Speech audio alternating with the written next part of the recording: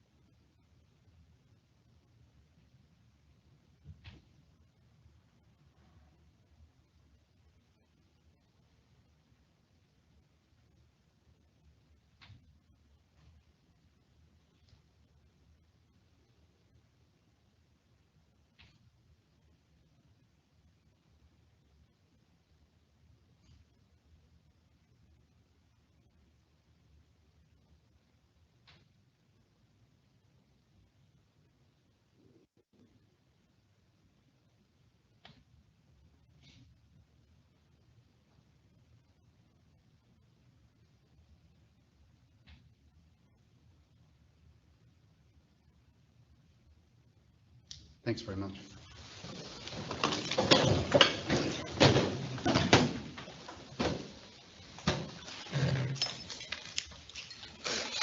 We'll go to item 6, councillors. Do we have any declarations of material personal interest / conflicts of interest by councillors and or senior officers? Councillor Clifton. Thanks, Mr. Mayor. Item 12.1, hashtag Park Developments Material Change of Use. I have prescribed conflict of interest in that the firm RPS is the planning firm advising Aztec Park. My son Patrick is the principal planner with that firm. I will leave the room when we're discussing, the council's discussing that matter. Thank you very much. Councillors, officers, any other declarations? Okay, thank you.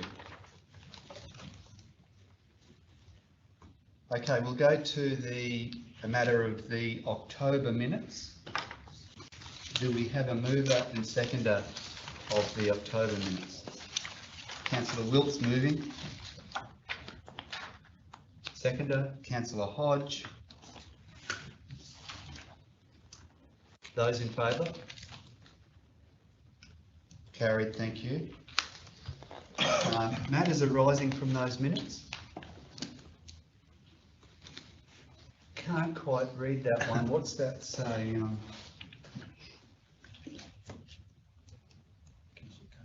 Councillor Cardew requested monthly update on progress of the Malanda B-double route. Councillor Cardew. Yeah, thanks, Dan. This has now been resolved with an extremely good outcome. So, yeah, there was a lot of hard work done by members of the Malanda Show Society and also council officers, Mayor and the like. And the outcome at the end of the day was a real good common sense outcome. It's just a shame that it took so long to arrive at that outcome, but it is there. And so thank you to everyone involved. Thanks, Councillor Cardew. Moving on further down, Councillor Clifton requested further information on a matter from the financial report. Councillor Clifton, did you get that advice? I got that advice and I'm satisfied, thanks. Yes, okay, thank you. And finally, Councillor Cardew asked the question, is the definition of not-for-profit organisations consistent throughout the organisation? And the advice there is that they are consistent from the finance manager. Very good. Any other matters arising from those minutes of last month, councillors? Okay, very good. Now, we did have a special meeting in early November. So we had a special meeting on the 9th of November, commencing at 10 a.m. Could I have a mover of those minutes of the 9th of November? Councillor Clifton's moving and Councillor Wilkes is seconding. All those in favour? Carried. Thank you.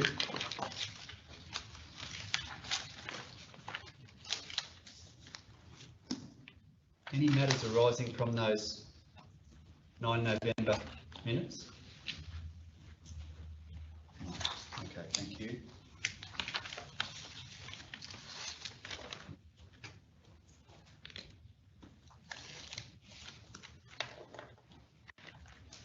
We now move on to deputations.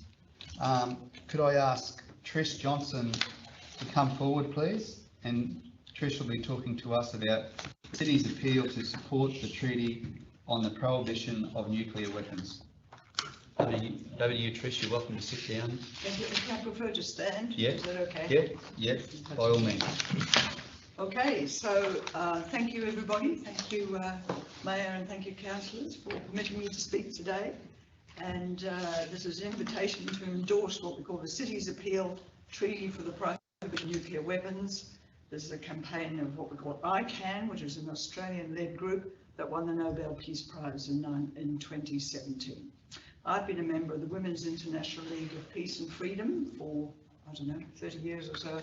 And I've worked here in Atherton as a psychologist in private practice for about 23 years. So that's an interesting balance of hats that I'm wearing here today. So, you know, the obvious thing is, it's beautiful here, it's peaceful. Why on earth should we worry about nuclear weapons? You know, everything feels a long way away, and I guess I'm going to talk about why we should worry, why now, and what impact being part of this movement may help in our local community. So let's just think about it. I mean, I'm sure I don't have to convince you about the horrors of nuclear weapons. We're here in an emergency. Oh, I forgot to click my time. I never done that. Have I right? This is a beautiful emergency service, and so long as this one isn't bombed, we can deal with things. But nuclear weapons are something else. And we know, those of you who've lived through Larry and through Yazi, as I have up here, know that when you have a crisis, there's an enormous amount to be done. Deal with unsafe buildings, deal with debris, waste, have to deal with evacuations, you've got to manage disease, you've got to triage temporary hospitals, local mass burials, and manage the loss of infrastructure such as obviously traffic lights, telecommunications. And I've actually been on Ground Zero in Hiroshima in Japan and seen photos of what it's like. Certainly nothing we want, we think, hey, that's a way away. However, what is the city's appeal? So the ICAN Cities Appeal is a global call from cities and towns like ours in support of the UN Treaty on the Prohibition of Nuclear Weapons, which was first taken to the UN in 2017. In January 2021, there were enough countries that signed it and ratified it for it to become law. So at the moment, nuclear weapons are illegal under international law. Now, despite the end of the Cold War, there are still 13,000 of them, and there are 9 nuclear states. Now, they're not going to give up easily, but we know that communities can bring around change. We can, with ordinary people saying, enough, we don't want to waste any more time and money on these weapons. So governments are being invited to sign this crucial agreement, and we all have a role to play.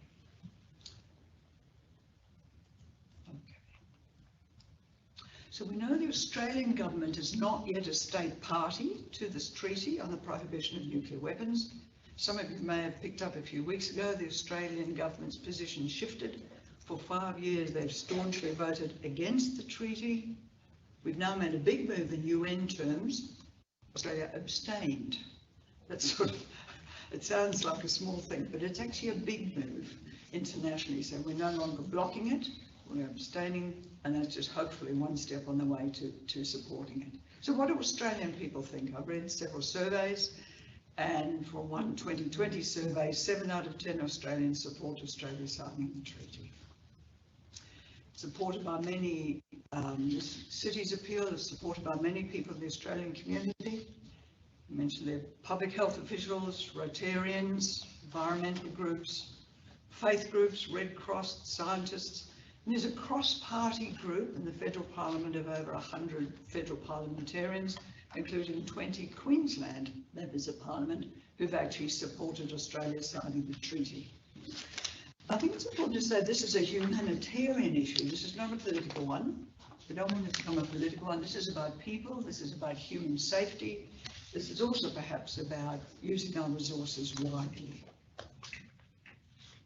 Lovely picture of our skyline up here.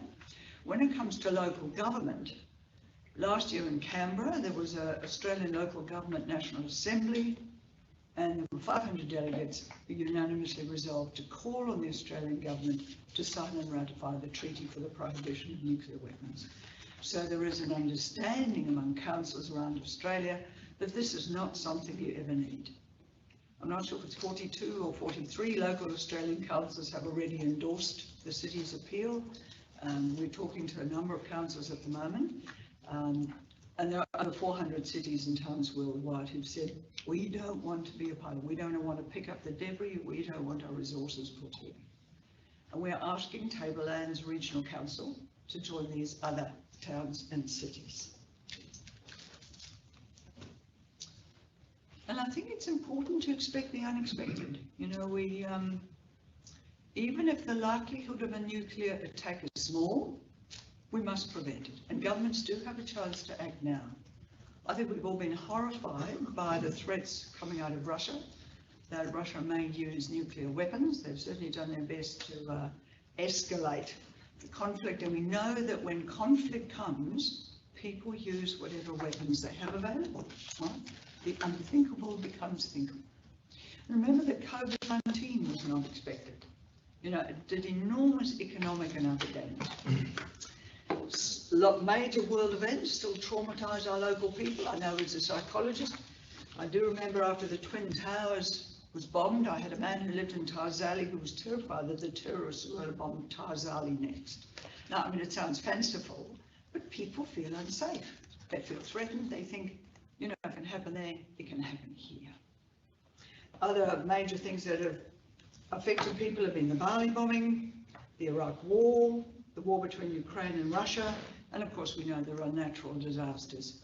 So people hold a lot of anxiety in these things, which I know working with people in the psychology practice. The amount of anxiety in our community, I'm sure you're all aware, it's just risen and risen and risen.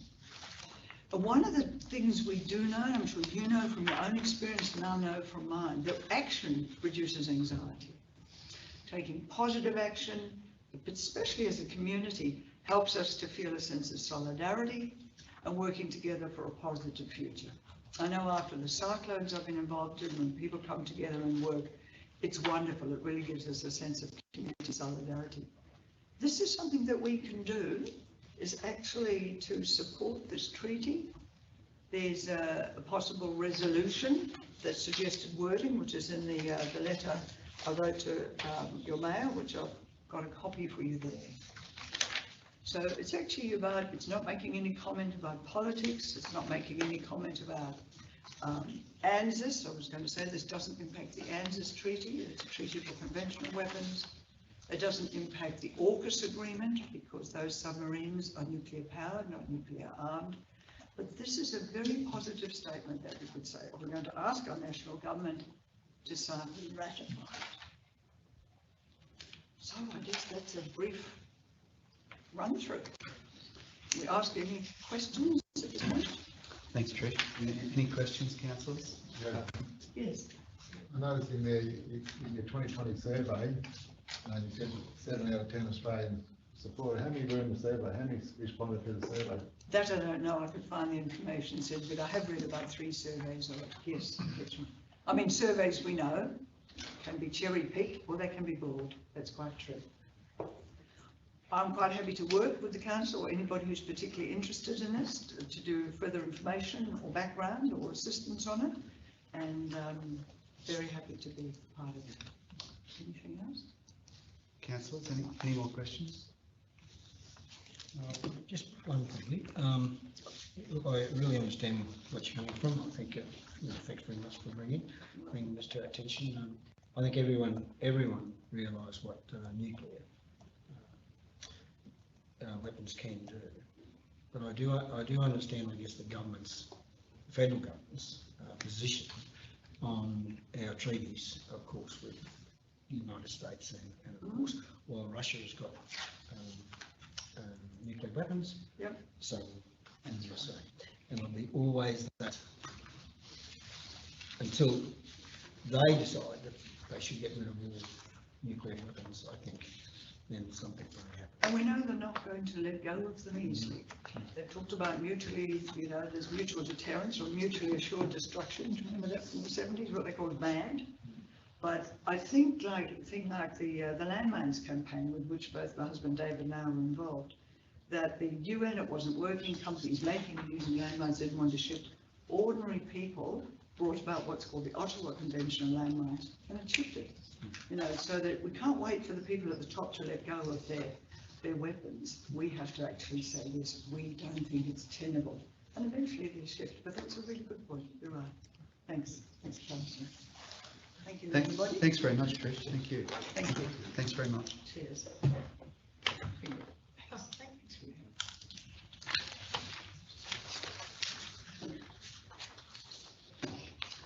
Okay, councillors, we'll move along to, we've come to item 12.1. Thanks, Councillor Chris. Aztec, yeah, we'll just wait for Councillor Chris to read.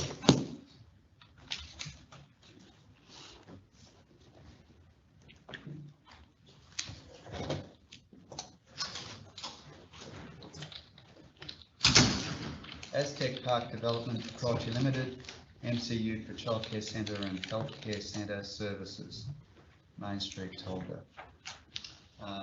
Do I have a mover and seconder of the officer's recommendation? Councillor Hodge is moving, Councillor Cardew is seconding.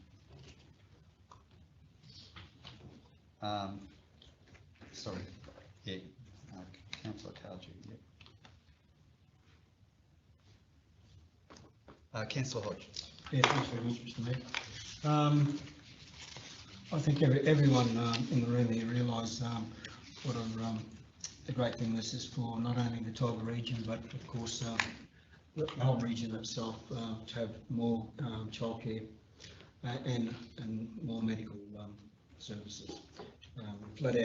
People are flat out getting doctors now. We all realise that it takes months and months.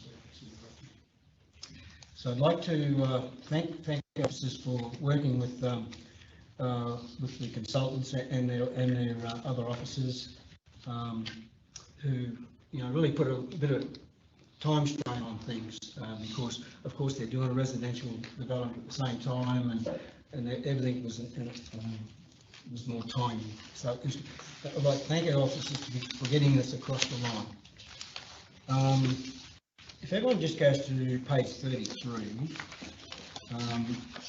which is the statement of reasons, I think that large paragraph there, the reasons for the decision, really sums up the application itself, and that's why I'm really glad to be able to move that this be approved. And we just said the application is substantially consistent with the provisions of the Tableland Regional Planning Scheme 2016 version 4.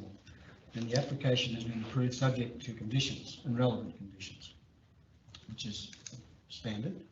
Where the application displays a conflict where an applicable or acceptable outcome is either complies with or has been conditioned to comply with the corresponding performance outcome and or the purpose and the overall outcomes of the relevant codes.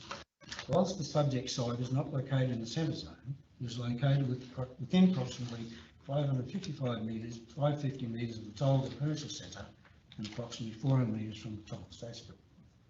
proposing will serve the day-to-day needs to immediate residential population and straddle the overlap between the commercial and social services. It is therefore in the public interest that they be supported.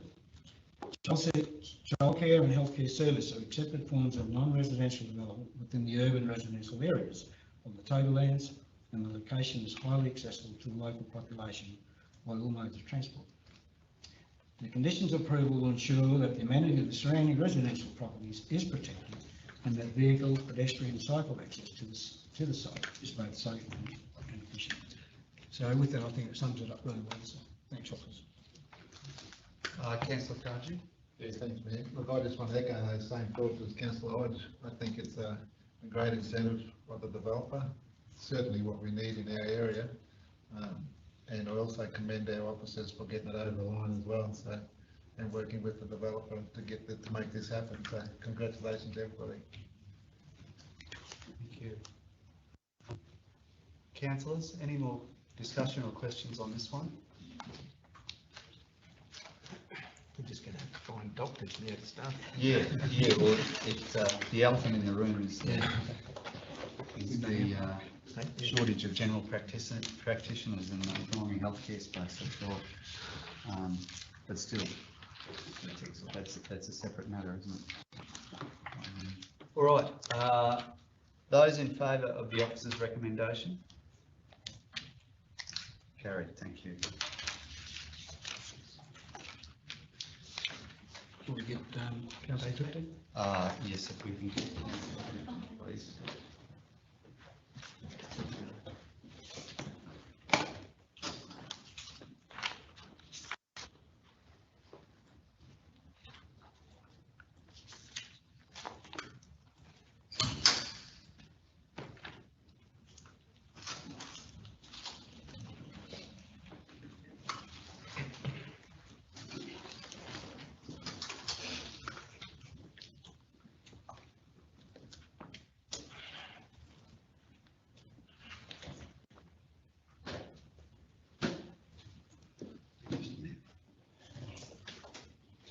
Item 12.2, Cairns Plywoods Proprietary Limited, reconfiguring a lot, 1 in 46 lots, plus Esplanade and Balance lots, lot 502 on Tinavara Drive, Youngborough.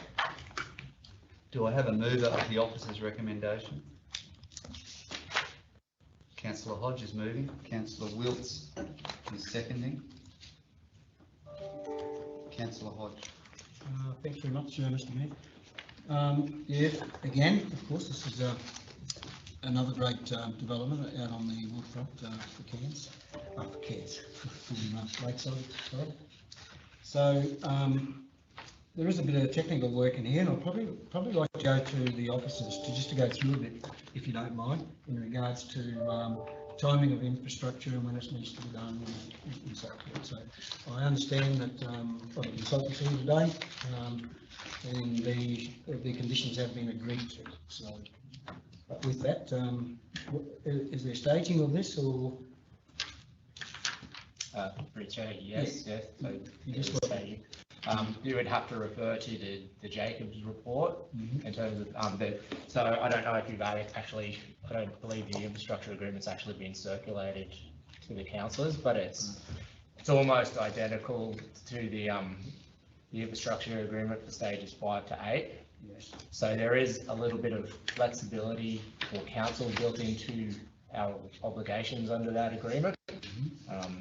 So I would be happy to discuss some of those another time if you'd like, but I would like to. it says the parties have negotiated a new infrastructure agreement for stages 9 and 12, which has been executed prior to council considering the matter. So yeah, I think So that's our normal way of proceeding with these applications. When infrastructure agreement comes into place, it has to be agreed before a decision is made. You can't decide to make an agreement. It doesn't work that way.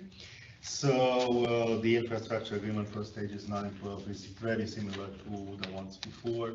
The essential key issue with regards to this development is is the provision of infrastructure for water and sewage to this development, especially as this was not contemplated to occur as quick as it did occur. And at the beginning, before the first stages were actually approved and commenced, there was a lot of work done with the developer in order to agree on the provision of infrastructure and to agree on paying off the costs relating to the provision of infrastructure. And whilst the development is outside of the priority infrastructure area at this point in time, the applicants have agreed to pay infrastructure charges as would be levied against the development inside the PIA, as well as about $6,500 per lot, which represent bring forward charges for infrastructure. So that pays council because we have to do that work and bring that infrastructure in before we were planning to do so. So the moment you put infrastructure in, it's not only the capital cost, but you start to incur depreciation. And the developer is basically paying council. Would you just like to explain to the councillors what that actually means, bringing costs forward? It's more to do with depreciation, of infrastructure, and if that wouldn't have been built. Now, Through the chair, it's essentially about, so if we've got a delivery horizon for a piece of infrastructure, it's about the costs incurred by council in terms of depreciation, amortization, maintenance. So, we're basically, if you're going to deliver a piece of infrastructure 10 years earlier than we had in our infrastructure planning, then that's another 10 years of those costs that council has to incur. So it's only fair that that be passed on to the developer. they probably don't think it's fair, but we think it's fair. Yeah. Very good. That's it. Thanks. Councillors, any more questions or discussion on this one? Okay, we've got a mover and seconder of the officer's recommendation. Those in favour? Carried. Thank you.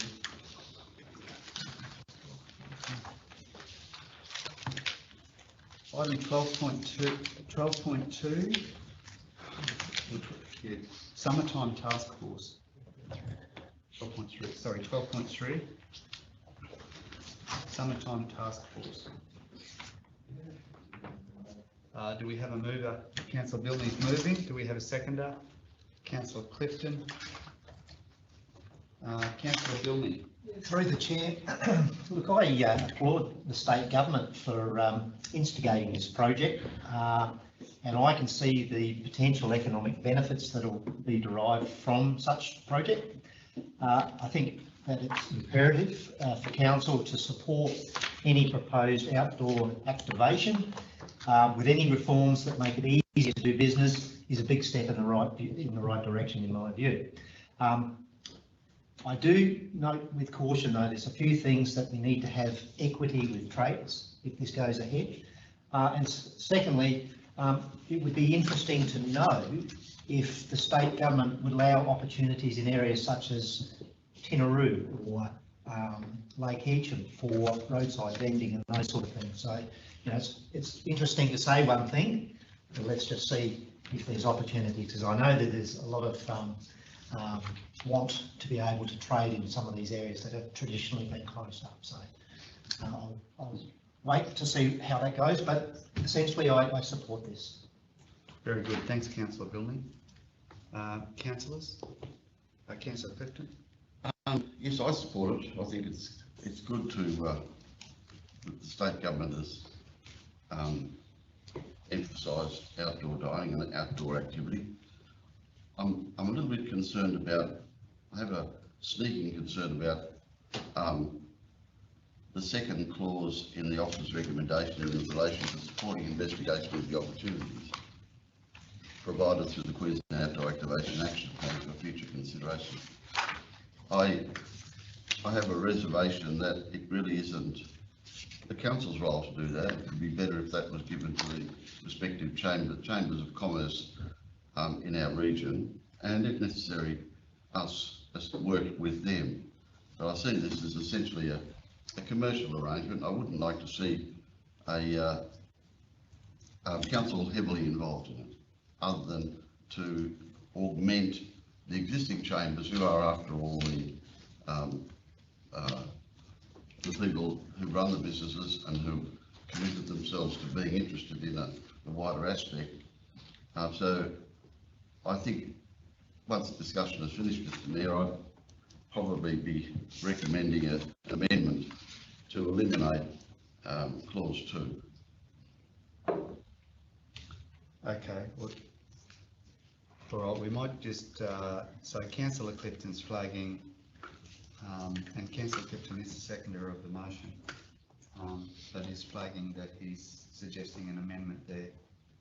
Councillors, anyone else like to talk? Councillor Hodge? Everything is a good idea, you know, what they're saying from the COVID, because of COVID and the way it affected businesses, and they're trying to do this program for out to businesses, but well, good in theory, but we will have to make sure that all our bylaws are really up to date. You know, you just can't have someone pulling up outside, say, Councillor Wilson's store with a barbecue and start cooking sausages. It's easy like that. Or people in the main street just setting up willy-willy on the footpath and being outdoor business. Yeah, there is you know, major considerations on how the effective how it works. So in theory, it's great. Don't get me wrong, really good. But you really need to look at what happens underneath it and how it's folded out. We'll go to councillor Billing. Yeah, through the chair, just to clarify, the way I read this project initiative, it's more so to make it easier for the local governments to change or well, modify their local laws to give approval for these processes. So not necessarily they'll be doing a hell of a lot, it's just their process will be changed to support it. Yeah, look, I'm with councillor Bilney on that, and I think, you know, this is, we should breathe a sigh of relief that this is in front of us, because a few years ago I was at the mountain bike park for an event which I opened early in the morning at 7 o'clock, and there were probably 100 people up there at the park, and being a coffee drinker, the first thing I did was look around for a coffee stall, and I asked the organiser, how come there's no coffee here? And the reply was that there was no coffee stall that had the QPWS tick. So all the mobile coffee stalls in the area didn't have the QPWS certificate to operate their van in the park. So there's 100 people there and no one could get a coffee. But look, I might go to our officer and just ask, with dot point 2 of the officer's recommendation, can you explain what that means from the council point of view? Support the investigation of opportunities? Sure, thank you, Mr. Chair. With regards to that, officers felt that we would like council to commit to more than noting just this report. I think this program is opening significant opportunities for our council, and it's a statewide program. I do certainly acknowledge the comments from the councillors this morning, and certainly there are a lot of things which need to be looked at, and some of them have been identified in the risk chapter of or heading of this report, and issues about providing equitable opportunities to all businesses. Where I'm trying to head to is that I was part of the industry reference group on this project, and it was acknowledged, and it's actually acknowledged in the report, that there are good mechanisms in place in local government, including in our local government, in order to facilitate what I would call standard opportunities for, which is outdoor dining, outdoor vending.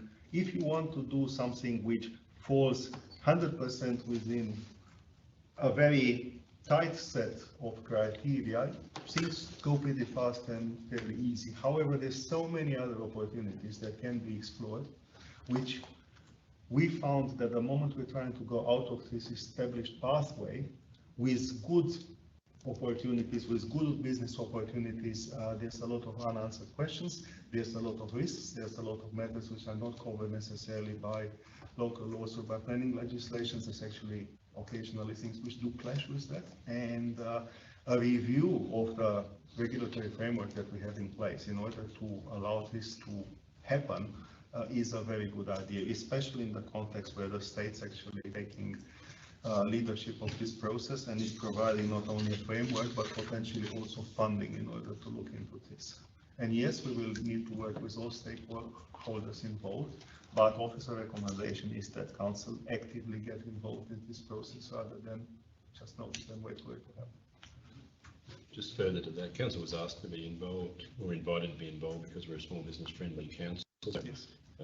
Through the LJQ, we received an invitation to participate in the working group, so we have been privileged, if you like, to that extent that both Tuna and me and other officers at different times participated in the actual workshops that led to the final report being produced. So was recognition that Tablelands is a small has a focus on small business. Of course, our involvement at the table, or allowed our involvement at the table.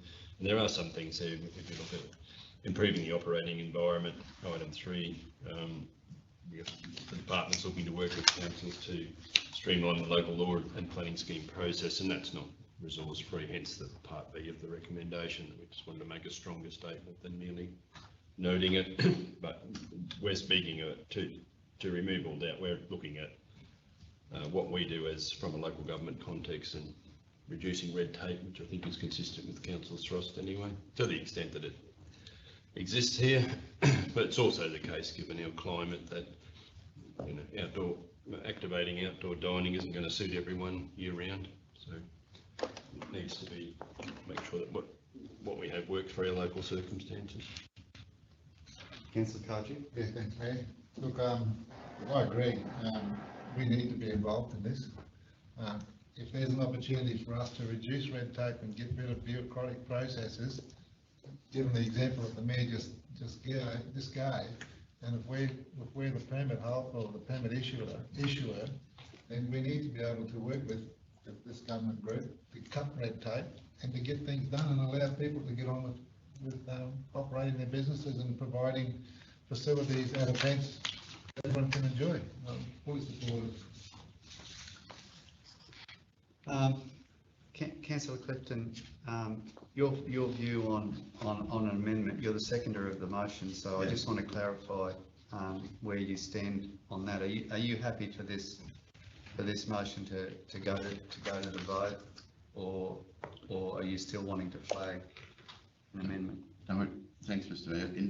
On the face of listening to councillors and our officers and the CEO, I'm happy that it remained there, but I just make the comment that these things sometimes, if you look at page 105, when it comes to the cost-benefit analysis, the cost of the TRC participating in the implementation of the action plan can't be quantified at this stage. Then, at the same time, Mr. Tanasi mentioned the state government's going to make funding available. I'm concerned that we don't get left with residual costs. We undertake a project, we deal with it, we're successful or otherwise, we don't end up with a residual cost in our community services section or our economic services section, which is got to be converted into something else because we didn't look deeply at it at that time. So that's my concern. I'm happy to withdraw the comment about changing it. I'm happy to have it go through, but with that proviso from my perspective. I don't want to be left with a legacy. Thanks, Councillor Clifton. Councillors, anyone else who hasn't spoken who'd like to talk? Okay, we've got a mover and seconder of the officer's recommendation. Those in favour? Carried, thank you.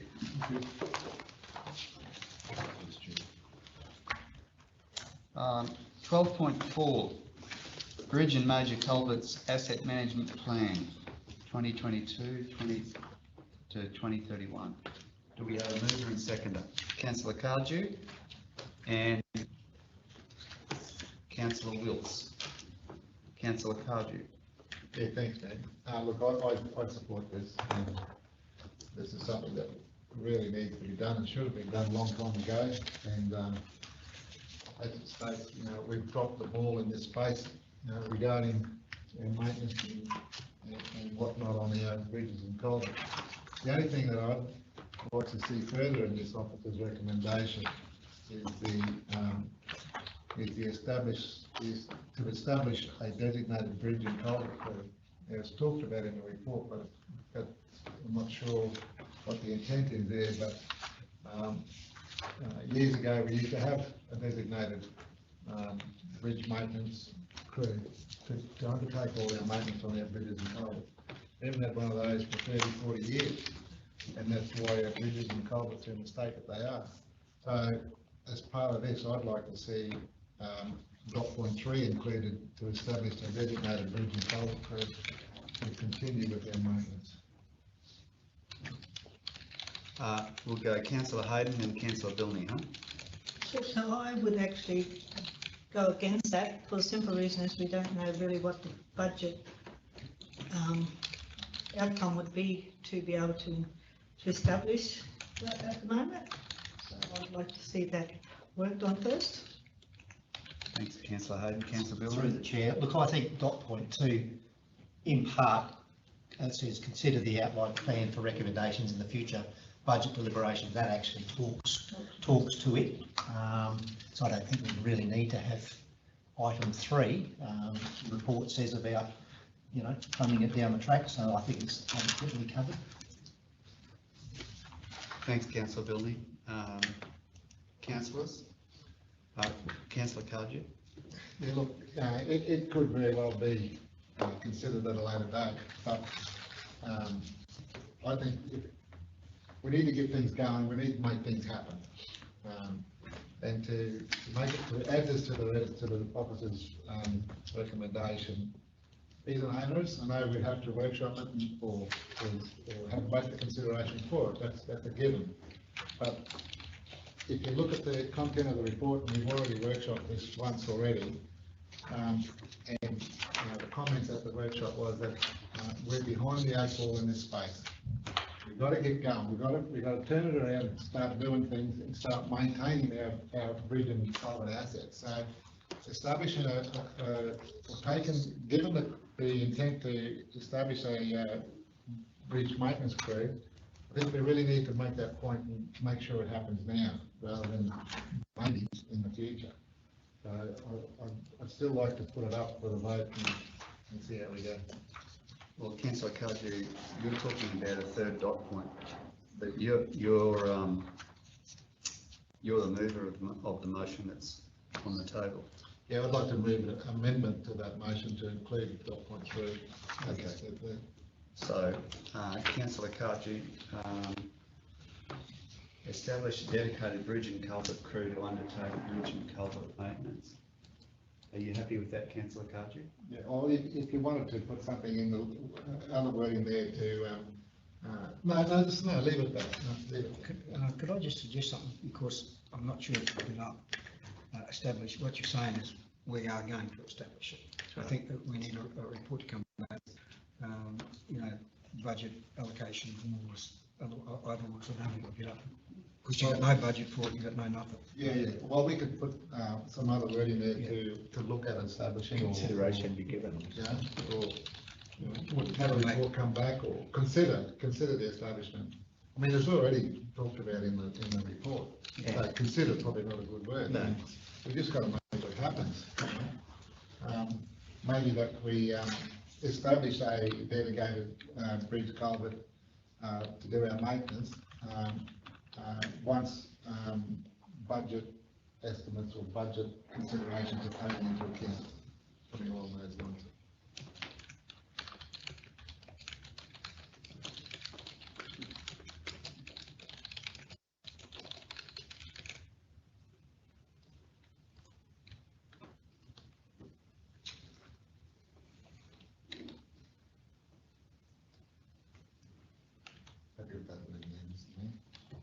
Okay, councillor Kaji is happy with his amendment there. Establish dedicated bridge and culvert crew to undertake bridge and culvert maintenance once budget considerations are taken into account. Councillor Billings. Through the chair, I'm still confused what a dedicated bridge and culvert crew would actually look like from a day-to-day point of view. Is some of the roles of our existing outside staff that may be rolled into what they do on a programmed timeframe based on priority of bridges, etc. But yes, I'm still confused by.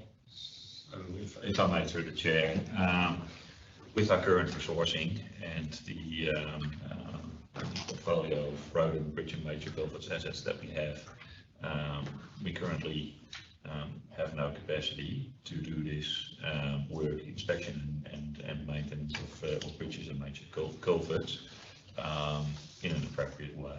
So we would need additional resources. So what you would probably be looking at is a team of at least 2 people, a vehicle, and some materials and the like that they need to undertake that work, to do that appropriately. The issue is that we're currently trying to do that with the existing crews while they're also addressing road maintenance issues, but the bridges and major culverts are always the ones that are left to the last moment and potentially don't happen because there's too much pressure in the other space. Councillor Hodge. Yeah, look, thanks for those comments there, and I agree. It's if we're going to move and adopt this asset management plan, we need to be able to do it. Really, you know. So if you don't do something like this, you might as well just put it on the shelf. So I agree with you. I like the third document, and it's got to be tied to budgets, right? Yeah. But you know, if we're going to adopt something, let's get into it. So maybe through the chair, there is an indication of cost for bridge and major culvert maintenance in the asset management plan, which includes regular inspections, structural inspections, plus the actual physical maintenance. And I think, from memory, it's about $400,000 per annum. So that's included in the AMP. So that's roughly what you would think about, which is currently not in the budget. Yeah. Yeah, Councillor Kaji, look, I got some reservations about just how we're going about it. We're basically saying this is exactly what we're going to do. I mean, this is covered in the report that's in front of us. These issues. So I sort of feel like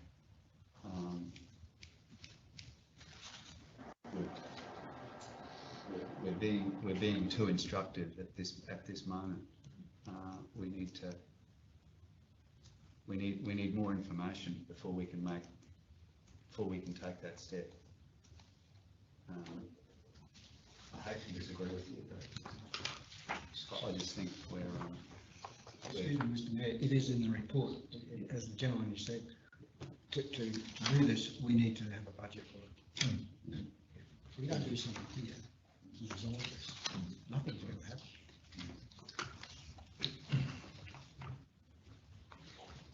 Councillors, would anyone else like to talk before we go to the amended motion? Just through the chair. Just on the wording of it, once budget considerations are taken into account. So what we're saying there basically is we're going to establish it no matter what, whether there's a budget or not. The wording there suggests to me that we're going to establish it. So I think if we're going to adopt it, that the wording is adequate in there to suggest that we're going to undertake a course of action, whatever that course of action is going to be.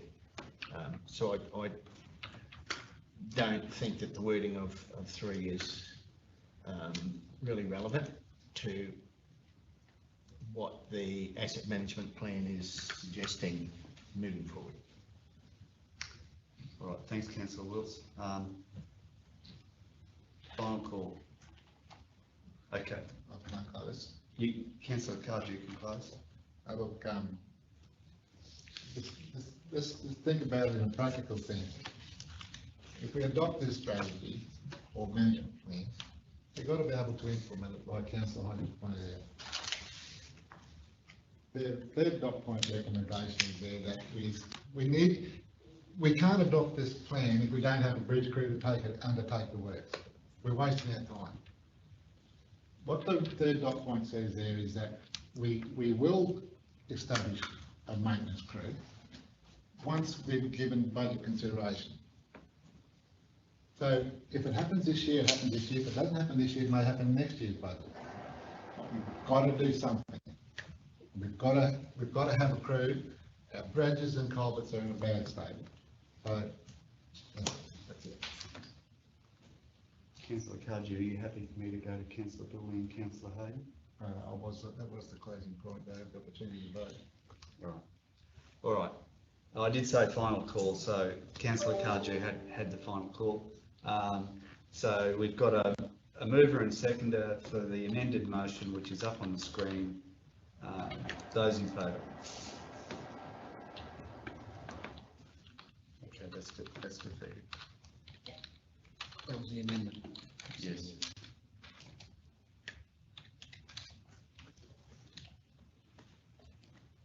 So if we can, now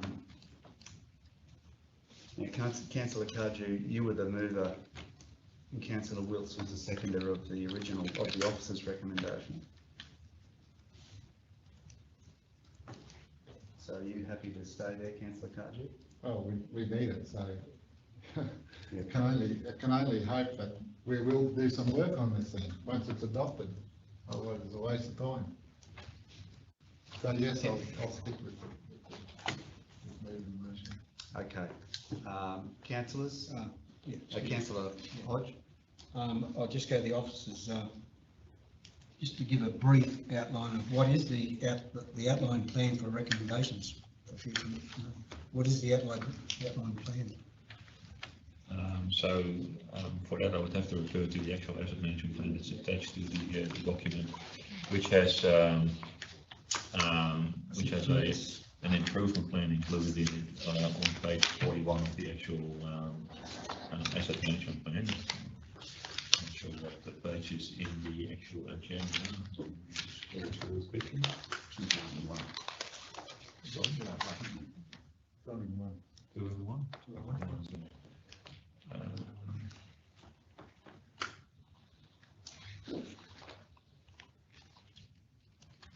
The task is? Yeah, so in table 8.2 is included an improvement plan, which basically talks about the actions we would need to undertake to basically comply with the service levels and the outcomes from an asset management perspective. That has been discussed throughout the plan. So this includes item number 6, for example, develop budget estimates for bridge and maintenance culvert replacement based on structural assessments. So that means that we have to do the structural assessments. So item 3, generate and coordinate yearly level 2 bridge inspections. Item number 2, develop detailed maintenance program based on maintenance inspections criticality, and that would then obviously be an input in the budget proposal for next financial year. So basically, the resolution, in my view, provides us with clear direction to start working on implementing these actions, which will obviously have budget considerations at the next budget discussion, basically. And that's on 205. Yeah. The budget. Yeah. Thank you.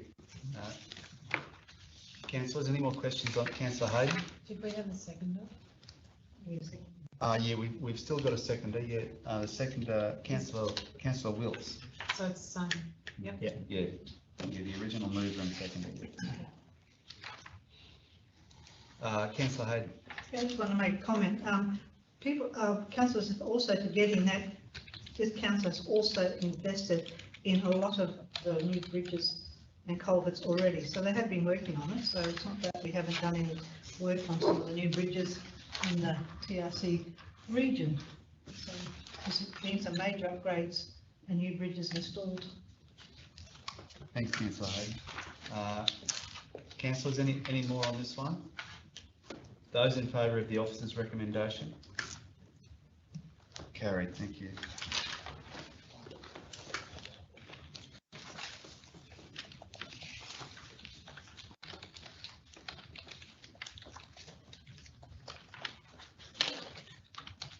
Um, 12.5, Road and Sow Water Quality Improvement Program, Stage 2, Project Management, Contract Administration. Do I have a mover of the officer's recommendation? Councillor Hayden moving, seconder, Councillor Bilney. Councillor Hayden. No, happy to move it forward with Thanks. the stage 2 water services. Thanks, Councillor Hayden. Any questions, Councillor? We'll go Councillor Hodge. Yeah, just to brief, it's in the report, 2.4 million for this year and 6.4 for next. So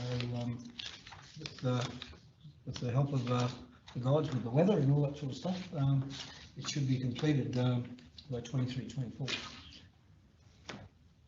Oh, that's correct. We're with everything going swimmingly, it'll be 2024 by the time it's all up and running, probably mid-2024, I would suggest at the earliest, subject to how everything goes. The tenders for the construction close on the 29th of this month, so we will know a lot more after that date of whether that budget is accurate. It's an estimate based on external consultants' advice. So that's for the water treatment plant. So it's design and construct the treatment plant and also construction of the 23 kilometres of pipeline, booster pump station and all the ancillary all the ancillary bits and pieces that need to go with that. The telemetry system, the air valves, you name it. Yeah. And there's some minor upgrades to some other infrastructure along the way. Yeah. It was canvassed at the last meeting as part of the budget review, but there's been a slight delay to the project while we sorted out works with Queensland. Building our regions funding, which was negotiated backwards and forwards for a few weeks, and finally we weren't successful, but council's pushing ahead with the project. Regardless of that, but we have lost a couple of months while that was sorted out. If I put through the chair, in the finance section there, we still do have a building our regions application in under the planning funding round of 300,000, and I'm hoping to get some response from the department very soon on that. I answered some queries about 2.5-3 weeks ago, which sort of suggested to me they might have been in their final throes of assessment, but we'll find out hopefully very soon on that. Very good. Thanks. Councillors, any more questions? Anything you'd like to add for us on this one? No, I think it's it's on the report there. Just one question, if you don't mind. So when this is all completed, and this one's in the application, you should know That's the main objective for those communities out there. With a full treatment plant in there, the water quality delivered into the network should be approached, will meet health guidelines. Okay, we've got a mover and seconder. Those in favour of the officer's recommendation? Carried, thank you.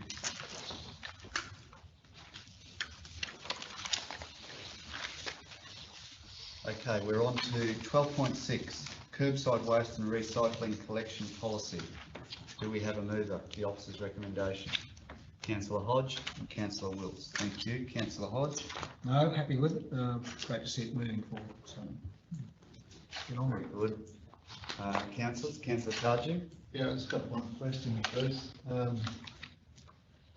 For people outside the designated area, with the collection of, with the rubbish bin pickup service, if I'm one of them, is that's not mentioned in the policy? It is in a fashion. The approach we've taken in the policy is that to be eligible for a collection service for waste and recycling, you need to be in the designated area. Having said that, we are recognising all the historical services that are currently in place that are outside the area, and we're talking to those people to ensure that they're paying the appropriate fees, etc. But the intent here is if anybody outside the declared area wants to get a service, they'll need to come to us and discuss it, and then council can consider whether we're able to supply that service or not, but we're not encouraging it. I mean, where's that reflected here? But I couldn't, in all the dot Yep. points in here, I couldn't actually see where that's the case. Yes, so just give me 2 seconds. And you know, like you've talked about people who are historically on it. What about new people that want to? If you're on that, and the only reason that I guess that I'm on it is because the truck drives past my driveway every single day of the week. You know, and so I've made the application and applied to get the service, you know, to be able to be done. So if my next door neighbour wanted that, how would this policy address that? They would need to approach council and have a discussion with us about whether we can provide the service. As in the instance as you've outlined, if the truck's actually going past the premises, if it's safe to pull up at that location, if the driveway is not like that, you know, it may well be that you can But should that be provide that included in the service. policy? Some reference to it, at least?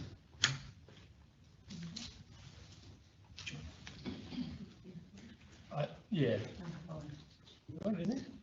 But I think 5.13 on page 2 of the policy, or page 220 of our document. I'll read it, Mr. Mayor, if you like.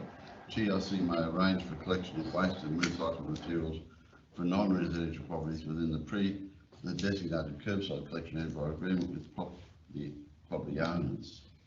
Application should be made through the TRC customer service and subject to manual approval. So through the chair, that's really targeting the commercial side sorry. of things. Okay. Yes. So if that's not addressed in this policy, then I'm suggesting we don't approve this until it, you know, comes back in with some sort of inclusion in the policy to address those outside the designated area. So as I said through the chair, the way the policy is written at the moment, if you're outside the area under the policy, you don't get a service. So what you're asking is, can we include a clause in the policy that outlines a process whereby if you are outside the designated area, you can approach council and apply? Right. Yeah, it needs to be in the policy. I think, through the chair, I think the intent was that we would look at the historical arrangements, and the intent is to come to council with the updated maps next month, and to basically include those exceptions within the designated areas. And obviously, it's always free for people to ask for a service, for us to consider. We have to consider, obviously, if it's actually physically possible and safe, but also if it actually economically makes sense to collect those services. So if that would be approved, we would then include them in the designated area. So I think that's the intent of the policy. Basically saying you can only get the service if you're in the designated area, and we would add you to the designated area if there's good reason to do so. I think that's the intent. Yeah, thanks, mate. Look, I understand that, and yeah, if someone makes an application outside the designated area for have been picked up, then all those things need to be addressed, and if it can't be done, it can't be done. If it can, it can. But it doesn't say that in the policy. It doesn't. There's no provision in this policy that allows that to happen. And I think that needs to be in there because there's a lot of people out there in that same situation. So, and there's others that could, you know, potentially want to come on board as well. I think the policy's got to address it. I'm not going to have a policy that doesn't have to address this curbside collection. So I'd like to move an amended motion, Mr. Mayor, that we leave this still on the table until the next meeting, until we get an opportunity to look at a policy that includes that provision. Yes, so that's not an amended motion. That's Alternate motion. that's no, what's it? Putting it on the table. It's deferring it. You're wanting to defer it. Yeah. So Councillor Cardew is suggesting he'd like to defer it. Could you have your hand up, Councillor? No? No. I mean, So you want to make it overt that you can make application to be included in the designated area. As we do here. The policy doesn't prevent someone from asking to be included in the designated area. It doesn't say you can't make application or anything like that. It doesn't expressly say you can. That's right. It doesn't expressly say you can't. Then my view would be that you can make an application if we have an application form or something like that as part of our just general forms that are available to make an application. That clause that you, that's taken out of before, that's named to be commercial. Yes. So it's commercial entities outside the designated area. Oh, there may well be, yes. Yeah, that's what that clause is about, isn't it? No, that clause, the intent of that clause is essentially saying the council doesn't particularly want to be in the game of competing with commercial operators who pick up commercial waste. However, there are some commercial businesses in the designated areas that do have an existing arrangement with council, and other businesses may want an arrangement in the future. And as long as they're inside the area, they can come and talk to us about it, and we'll make arrangements if it fits.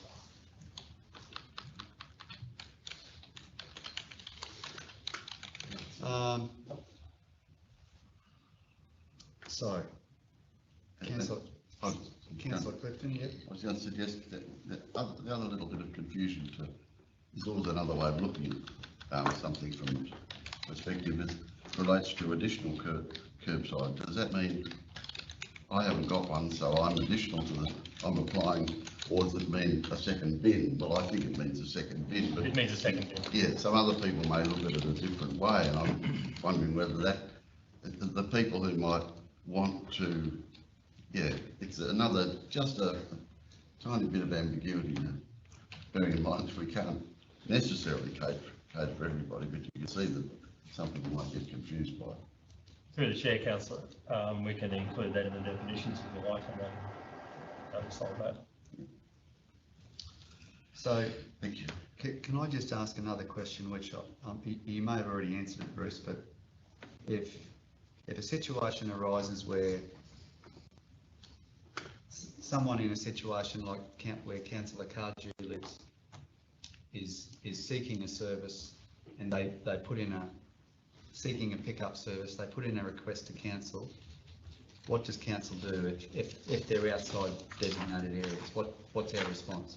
Yep, so there would be a set of criteria we would need to assess that against, and essentially it's the comments I made before about whether the vehicle actually drives past that on its route, it's safe to collect from that location, for the truck to pull off, etc. Is the property, steep, etc. So we don't just say no, we just do an assessment. We do an assessment to see if we can pick it up. Exactly. And then we will come back and ask you to amend the collection area in accordance with 5.1.1. I should think. Yeah, so every 12 months, the intent will be at budget time, you come back with the revised declared service area maps for council to review. So look, Councillor Cardew, I think that can happen now. I think for anyone who wants, ratepayers aren't reading our policy. When a ratepayer wants an extra service from council, they contact council, and then the relevant officer then goes through the assessment. So whether they're in the designated area or not, we do an assessment whether we can physically pick up that bin if it's a bin service. Now, I disagree, because a policy gives guidance to our officers to address those sorts of things. If it's not addressed in the policy, then how can they address it? How can they make an assessment? There's nothing to assess against. It needs to be in the policy. The other thing I just want to suggest also is that just a point. I had to go to Cairns the other day, and there's the road between Malanda and Lake Eacham. All those residents along there have got their bins out on the edge of the road. But I was following the garbage truck, it pulled up in the middle of the road, pick up a bin. So the policy needs to be clear on what, I don't know whether they're in the designated area or not, but the policy needs to be clear and we need to have a clear set of guidelines of how we assess these things. I still think that policy needs to be amended to address those on the open roads. But look, our manager has just said they are assessed here. When someone puts in a request, we do an assessment. That's what we do. That's what we currently do now. Wherever they are, we do an assessment. Can we physically pick this bin up? And the other criteria that Bruce referred to. So we're not saying no to people because they're outside the area. We're actually making an assessment. Yeah, I understand all that, but where does it say it in here? But Bruce is talking about how it works. That's how it works. Yeah, I can understand how it works, Mr. Mayor, but there's nothing in this policy that addresses that. Is there something, excuse me, Mr. Mayor, that just a statement that can be put in policy? It just says people outside the designated area may apply to council for a service. Through the chair, we're happy to include something very simple like that, and if that's the will of council when you vote, we'll put that in there. So will we put those words up on the screen? Is that?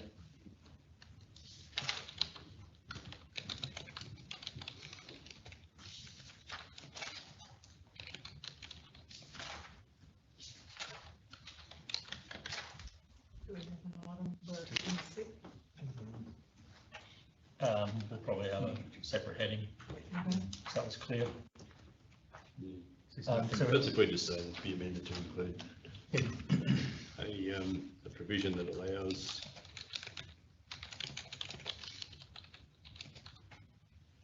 property outside of the designated area to be included in the designated area. The designated area, got that word? Designated collection, curbside, sorry, designated curbside collection. To be considered for a collection service.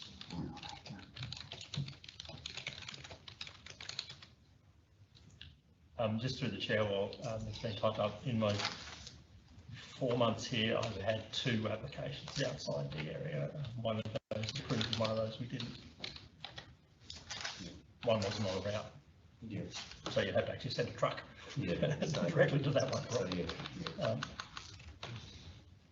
Bruce, there was another one that I made inquiry for last week, I think it was, which was outside of the designated area, which I didn't progress because there was no chance.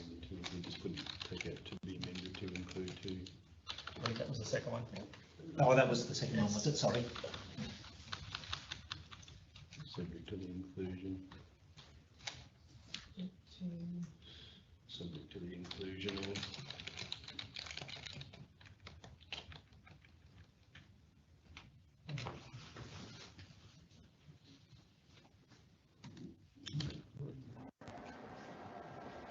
Does that read okay, Bruce? Yeah, that's fine, Mr. Mayor. Yep. Councillor Cargy, you happy with that? So this is an amendment to the officer's recommendation. So Councillor Hodge and Councillor Wills, are you happy for that amendment?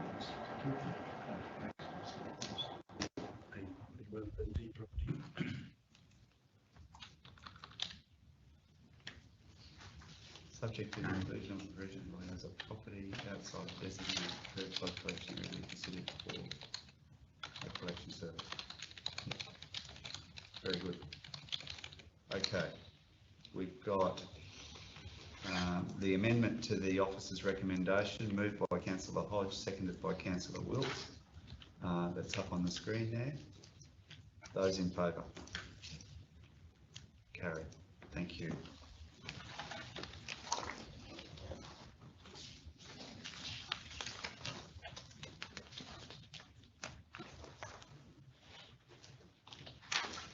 Okay, we move on to Community and Corporate Services. 13.1, Financial Report October 2022. Do we have a mover of the officer's recommendation? Councillor Hodge and Councillor Hayden. Councillor Hodge. Thanks very much. I just to manage it, we're tracking to budget, which is good. Very tight. Very closely. So, which is good. There's just two questions. I think in the debtor side, there's, again, in the 90 days, $266,000. Is that just one particular invoice, if you want to put it that way? That's outstanding. I'll need to review that one and let you know. Okay. And the only other one is the orders facing outside. It's the very last one. And it's, let's go, it's the extension of the contract term funding for $96,000. I don't need to know the question, the answer today, but is that an extension of an existing contract, is it? In our planning side, I would think. The Canard Consulting.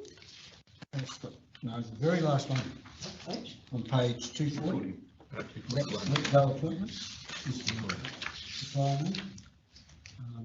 for $96,000, and it says. Logo. Is that the logo, is it? Yeah. Sorry for the noise. An extension of the contract. So I'm assuming the original contract was that amount. This is the extension of the same amount, I assume. I'll take that one on notice as well and come back with those details for you, Councillor. I can answer that. That refers to a position which is temporarily filled. Just can't hear, sorry. Yeah, it refers to a position which is temporarily filled with one planner that has been provided by local appointments, and we decided we prefer to have that position still going for a number of months and amend it further accordingly. Yeah, but my question is, that $96,000, is that for 3 months or 12 months? I couldn't probably answer that question from the top of my head. I think it's, yeah, I will take that question on notice. Okay, thank you. Councillors, any more questions on this one? Councillor Clifton. Clarification, Mr. Mayor, on page 242, our capital projects report, I'm not sure, probably I shouldn't be asking Ms. Bowden, but Mr. This item down towards the bottom of the page, footpaths, Fig Street, Gungaburra, at risk, $68,000, no budget. Now, I put this simple project into the budget from last year, and it was not completed and carried over. Now, it's now at risk now, and there's no budget for it. I'd just like a nice, clear example, explanation as to what that means. Through the chair, I'm happy to clarify. So if you look at the revised budget column, there's actually a $68,000 budget in there. So yes, carryovers did not occur from last financial year to this financial year, but in the first budget review, those carryovers were included. The comment, no budget, should have been amended and has been overlooked. So there is budget. Unfortunately, it's not a simple project because of the encroachment of a private property into basically where we want to build a footpath. So we're in negotiation with the property owner to potentially establish an easement over that corner of their property, and also we are waiting on some advice from TMR, and we're not passively waiting, we're actively waiting and pushing them to give us some advice to understand that actually approving the pedestrian crossing where we intend to place it. So we're very close to having those questions answered, and then we'll program it for construction, which will happen before the end of this financial year. Okay. I was concerned that there was no budget. I realise that you're working hard at it, and it is complicated. Yeah. I So my apologies for the oversight with not removing that comment, no budget. My apologies. Thanks. Yeah. Very good, councillors. Those in favour of the officer's recommendation? Carried, thank you. Item 13.2, adoption of the annual report 2021-2022. Do I have a mover? The officer's recommendation. Councillor Bilney's moving. Seconder? Councillor Hodge. Councillor Bilney. Through the chair, I don't have anything additional to add. It's just a briefing of what's occurred over the last 12 months, and it's been a busy year. Nothing more to add. Thanks, Councillor Bilney. Deputy Mayor would be pleased replacing a bridge on the front page. I'd like to Ripper make too. a comment if I may. Councillor Clifton. In the photograph of the council, there's one thing that I noted that was drawn to my attention today by one of our councillors. It was the only time that Councillor Wills wore a tie, and Councillor Cardew's head got in the way, so he couldn't see it. Councillor Wills was expressed hurt to him today, so I wonder whether, throw it on. Councillors, any more comments on or questions on the annual report? Just thank the officers for compiling. Well done.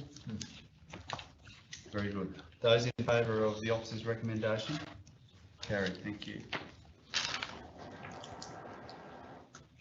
13.3, cultural plan 2022 to 2026. Do we have a mover of the officer's recommendation? So Councillor Wills moving, Councillor Hodge seconding. Excuse me, Mr Mayor, could you ask these councillors down the centre to start putting their hands up if you don't mind? Okay, so Councillor Wills. No, the report is very complete. I will just ask Gwyneth though to give us just a brief overview of where we're at. Well, thank you through the Yeah, chair. thanks, Gwyneth. The cultural plan, which we've had in place since 2013, we've reviewed it since then. This is another iteration of our cultural plan. It is something that we are strongly encouraged to provide by Arts Queensland as part of our regional arts funding that we get from them. And it is good practice for local government to have a cultural plan. And we did consult with community as widely as we could in the time frame.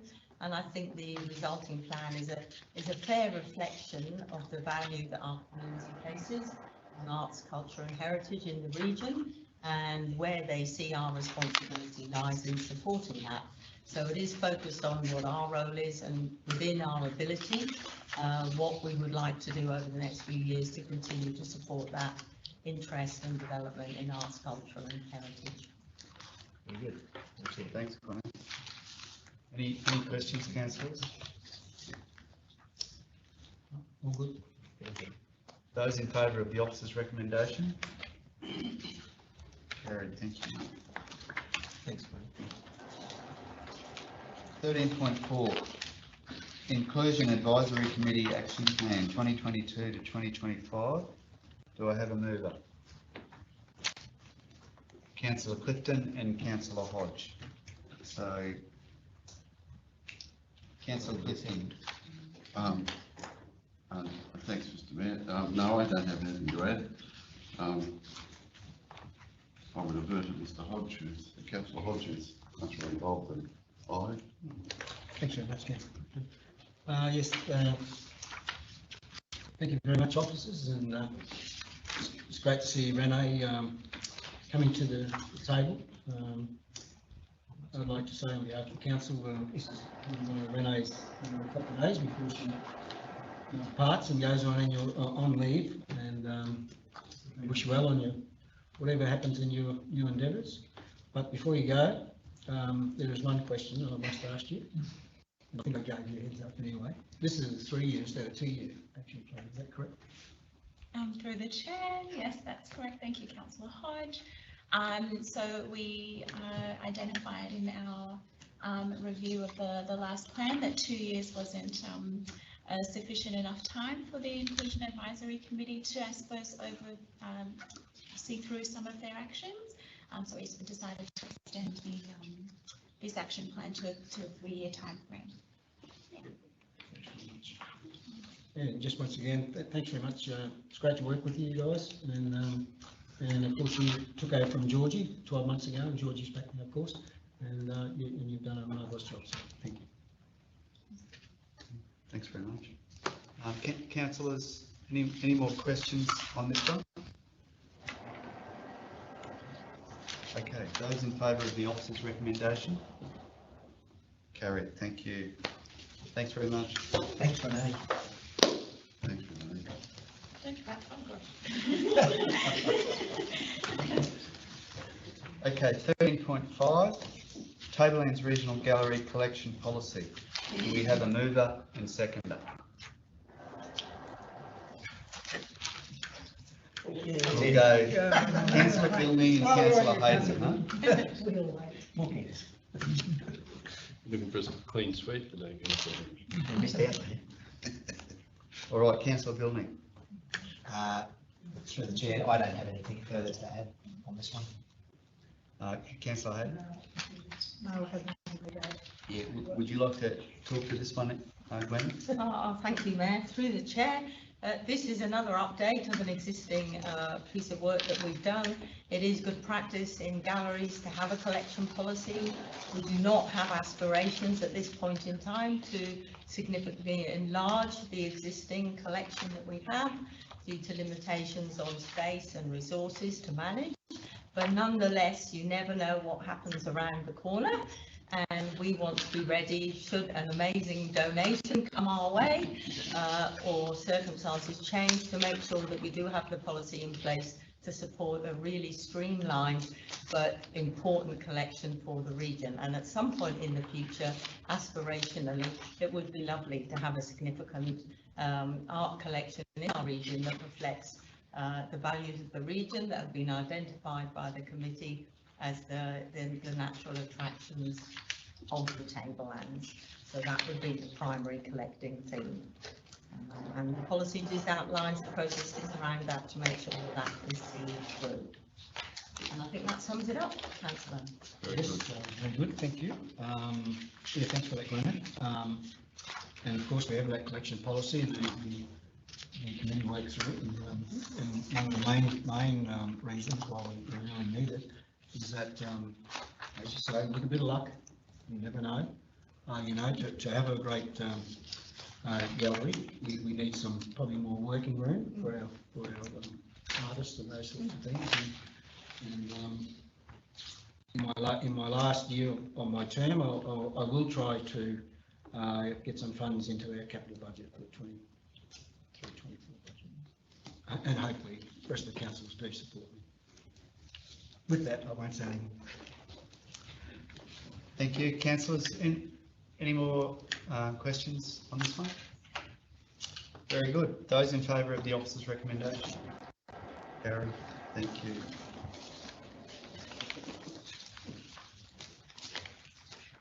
Okay, item 14, notice of motion.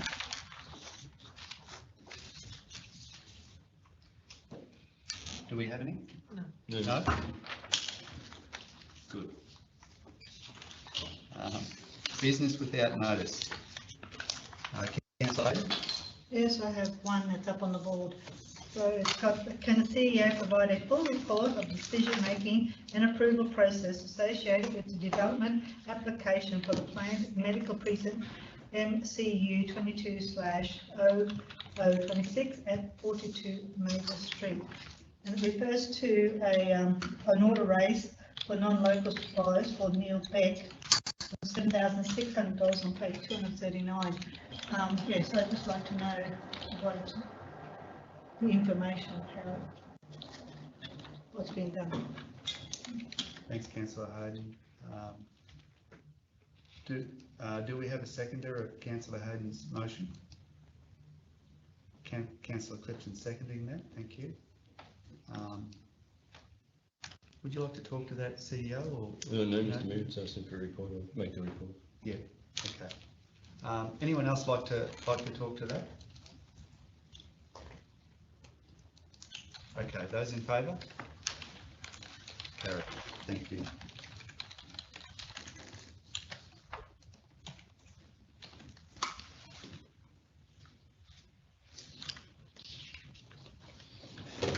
Also, councillors, we spoke earlier in the week about some correspondence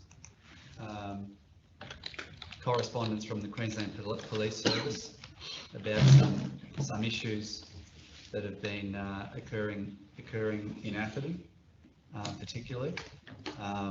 So I passed that correspondence on to councillors during the week from the QPS, and what I've got here is a draft motion for consideration this morning by council, following on from that correspondence from the QPS, and I prepared this in concert with the General Manager of Community and Corporate Services, and it's perhaps a little bit different to what we discussed on Tuesday. It has been pulled back a little bit because council and various agencies are already active in this space. Not all councillors would know have knowledge of those agencies and groups that are working in this space. But nonetheless, we've had fairly clear correspondence from QPS about issues in the town. So I put this up here for consideration today by council. I'm happy to move that. If someone's happy to second it, we can talk to it. Do we have a seconder? Councillor Wilkes is seconding that. But look, I'd just like to open it for discussion.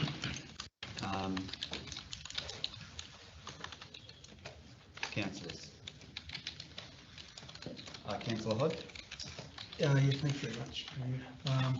Yeah, look, I'm happy to workshop it, but you know, we really need to make sure that that the community know that there is a problem. And of course, they all know there is a problem, and it's a serious problem, and it's not easy to fix. You know, this is just not to Atherton, of course, but to across the state at the moment.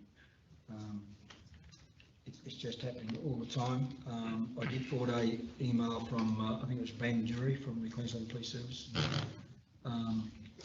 The recognition of the cameras for registration numbers. He did ring me again 2 days ago to see what we're doing about it. So you know, I can discuss that again at that workshop and see if you know, it is. I think he thinks we need about 6 cameras, which are $10,000 each, so it's $60,000. I don't know what the state can't pay for them, but that's what they're asking. But and Marie, we're going to have 4. But what it does is, if someone steals a car here, it automatically, the vision goes straight to a server, and which the police have, and it automatically goes to them. So therefore, they have the ability then to stop that car down which way they go. At the moment, with cameras, they don't get access to it until it's 2 to 3 hours and it's all over. So that's just one point. But as I think the email came from Councillor Wilson this morning, that again the Camerston Main Street of Atherton just got last night got the glass all smashed in. So it's very very risky. We had incidents before that hasn't come here, but there was a house not in another part of Atherton that was done by Community Services. They've come to the party there and they've taken those children back to Cairns where they come from. So it really needs to be looked at. It is getting out of hand, and it's only some weeks ago now that the 6 of these young ones come up from Priors Creek and just belted into some of the local residents. And it was just lucky there was a couple of big people there who pulled them off and held them down, and the police come. So it's very, very serious, and we really need to say to the community we're very, very well aware of it, and we'll do our best to work with whatever agencies that we can to try and stem this problem. But it is very serious. Councillor Wills? Yeah, through the chair, I can agree with what Councillor Hodge is saying. Just to add a little bit more history on it, I've had a lot of discussion with the police, with my relationship, of course, with them. We are in an unprecedented crime situation at the moment. We had 4 vehicles stolen last week in Atherton, and that is just unheard of. 2 of them dumped up near the Junior Rugby League ground. The other 2 were found in Mareeba. Indications from police that about 90% of our crime is committed by a very small portion of juvenile offenders, most of which were relocated from Cairns to here. Police are in close communication with the Department of Housing over that issue. I'll put that aside. The street crime is very heavily related to a lot of those juvenile offenders. Early in the morning, youths can be seen walking up and down the street looking for dumpers in the street, casing establishments that are open early in the morning. I have sat in the street watching places like the bakery that is open very early with juvenile offenders hiding in the trees in the middle of the street. Police are very limited as to what they can do in these circumstances. Quite often we have one crew that's working at any given time, and they can be at a serious incident or a fatal traffic crash for their entire shift out of town. So community have to take not so much responsibility, but we've got to take some control and show the community that we are well aware that the issue does exist and that we're working with whatever community groups and agencies are available to us to come to some common goal and some common plan. Police have contacted Rod and myself and seeking the ability and a venue to be able to assist not just elderly with security arrangements in and around their home, but the community in general.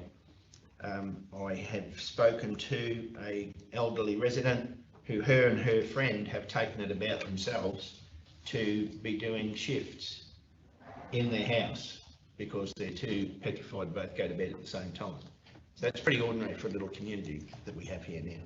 So I think we've really got to show the community that we're doing what we can to support the existence of a safe and healthy and great community to live in, which it is, and it should be, and it's got to be brought back to that. CCTV that Pete mentioned before, I've had brief discussions with the CEO and with some of the other councillors. I've spoken to some of the councillors from Mareeba and the Whitsundays, the Castlemaine Coast, about CCTV and which way we can perhaps look at moving forward. We've got to do something about the monitoring of antisocial behaviour in the main street, and the ones that Pete was talking about before are more designed for the movement of traffic in and around the area, and perhaps some of these initiatives can be incorporated in the development of Pryor Creek. But yeah, we've got a genuine problem and we've got to work with the community to try and fix that. Thanks, Councillor Wills. Councillor Clifton.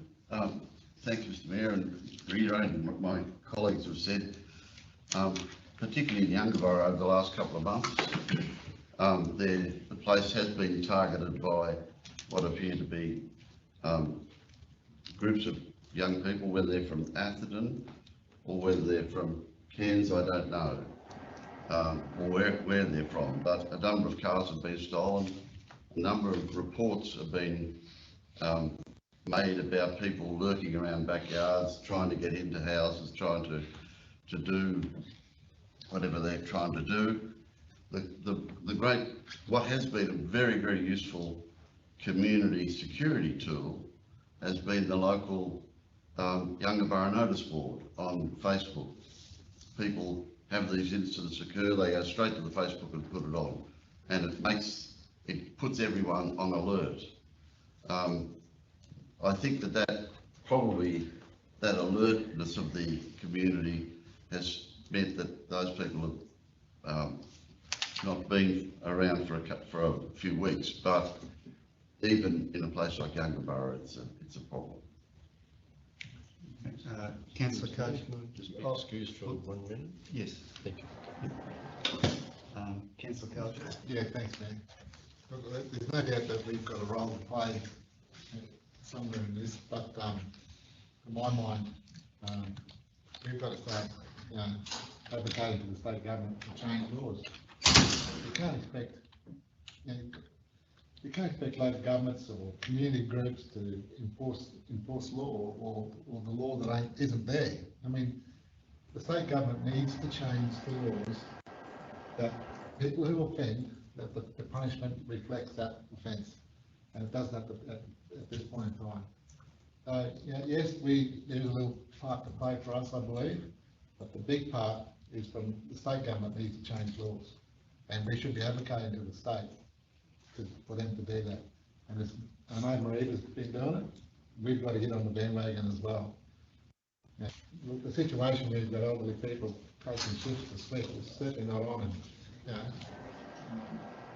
to me, the community feel, the community is left feeling like they're the criminal. They got to do all the work, lock their cars and lock up like a fortress in their own homes. It's not on. We've got to be advocating to the state government to change the laws to reflect what's happening. Thanks, Mayor. Thank you, Councillor Cardew. Anyone else like to talk about this one?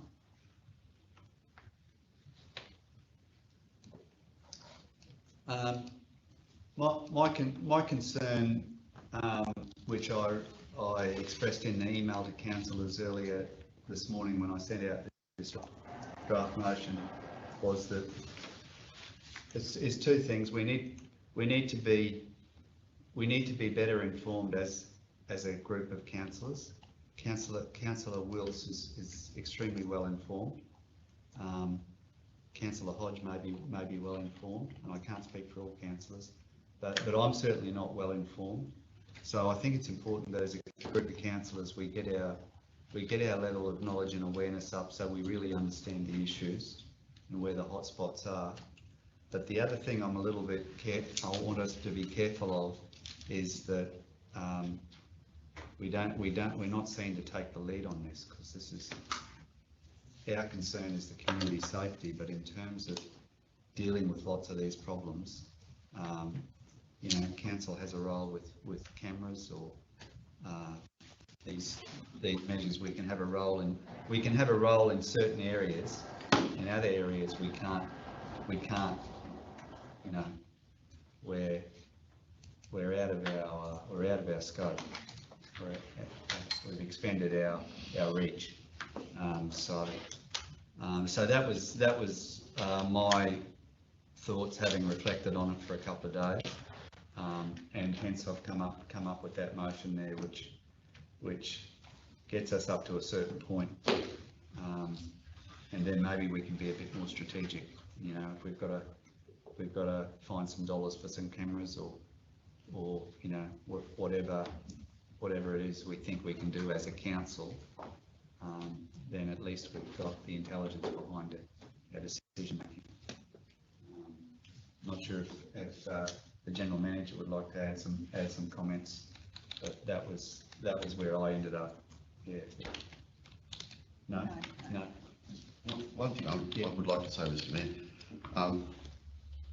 the other Tuesday night or Wednesday night, I was invited to attend a joint evening meal with Atherton Rotary and Atherton Lions, and the guest speaker was Better Together. Former Mayor Parinella was there as the president of Better Together, and then the gentleman who was the general manager was there as well. I regretfully don't have forgotten his name. He made a whole series of points about the kinds of programs that they were seeking to target. He was talking about establishing a cafe, that it was a 24-hour cafe run by volunteers, and And there was a fair bit of commentary from those people about their knowledge of how the insecurity that some felt, but how positive Better Together was with these sorts of programs. There wasn't much comment about lock them up and take them away, that, if I may use that sort of approach. It was all about what could we as a community do, forward-looking, and there was a lot of support for the approaches that Better Together spoke about. And I think that's probably instructive, in a sense, to the way the communities might feel about how we tackle this problem. I think we have a role, our community services have a role there, not the policing side, that's clearly we don't have a role, but fostering the growth of people and assisting people like Better Together, I think is our direction. Thanks, Councillor Clifton. We'll go Councillor Wills.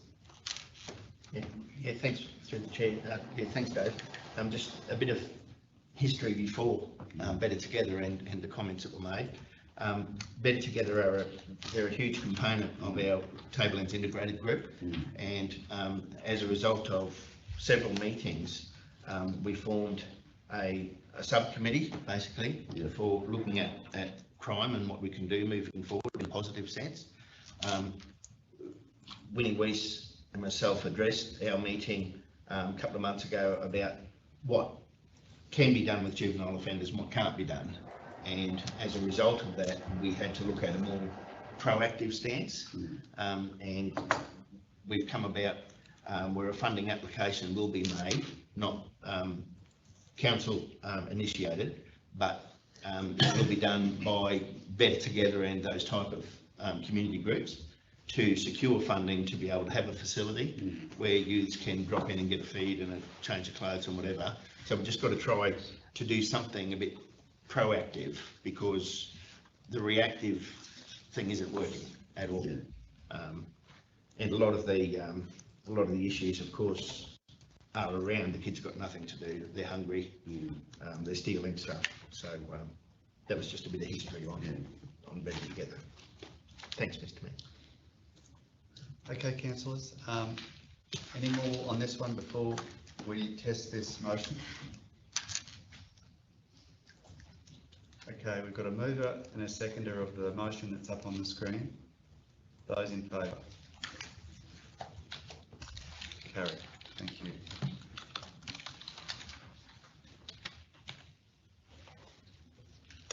Okay, councillors, as there are no confidential items, our meeting is closed, and I believe we do have a meeting on the planning meeting. It's on the 8th of December. So right, so we've got our ordinary council meeting on the 15th of December, but our planning meeting is on the 8th of December. Is there, sorry, Mr. Mayor, is there another thing we have to do for the January meeting, about the 26th? Change the... Yeah, we'll need to change the date. Perhaps we can do that at December meeting.